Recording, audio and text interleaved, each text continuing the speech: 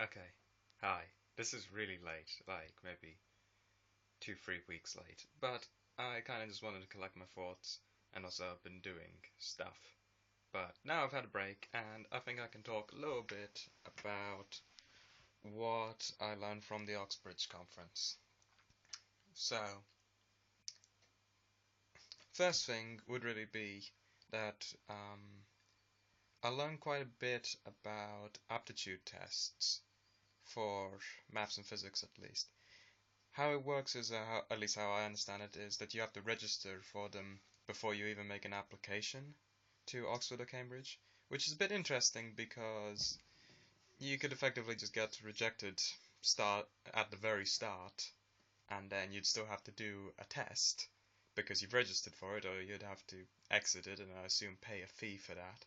So you got to be pretty committed to going and studying, maths, physics, I'd assume for English and history, everything you'd have to be committed, really. And that's what they want, they want committed people to go there. They don't want people who want to drop out. Um, so I guess that makes sense. And then past that, for like most of the seminars, I didn't actually care what they were telling me because I was just waiting for maths, and maths was at the end, like at the very end. So I just went to like physics, material sciences, engineering, computer sciences, and also just making a competitive application. Um, whilst I was sitting through most of them, I actually found them kind of boring, especially computer science. It just didn't interest me, and engineering seemed very shy to try and actually introduce any maths. They also insulted decision maths as a module, but then the example they showed us was literally decision maths. It was an optimization problem. So yeah, I don't know what's going on there with the engineering department. Um, Physics and material science shared their thing, so I don't actually know that much about physics at Oxbridge, other than it's really competitive, really hard, and you can mix it with maths if you so desire. Material science actually seemed quite interesting. It's they described it as the most important degree you could have that nobody knows about. Um, it's stuff like concrete pillars, there's cracks in them, so then water gets in and erodes the steel inside of it. So how do you fix that? Well, you make some, well, not, yeah, you make like a chemical which contains organisms which basically secrete concrete. Secrete the right word?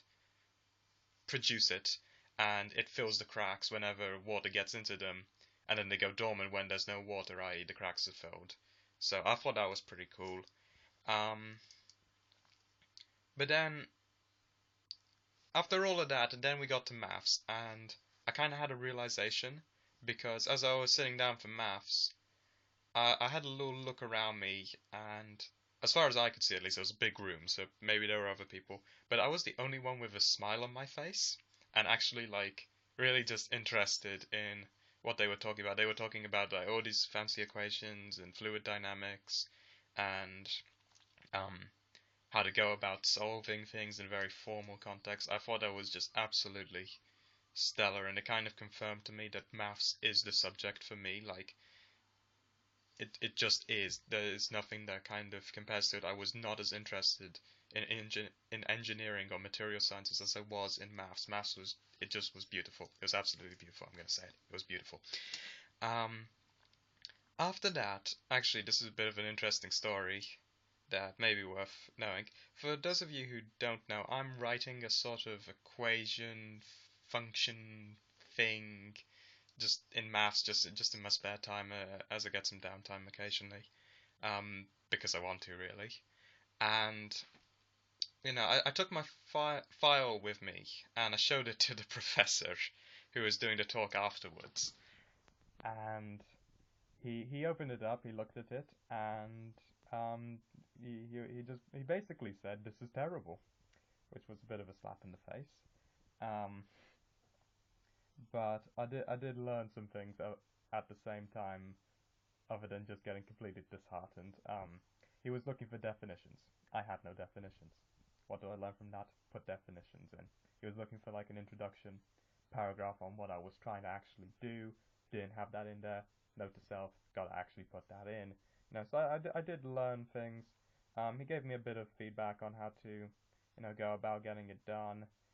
He said that when applying to Oxbridge, it wouldn't really be worth it to have an equation under your belt, so not to stress too much about it.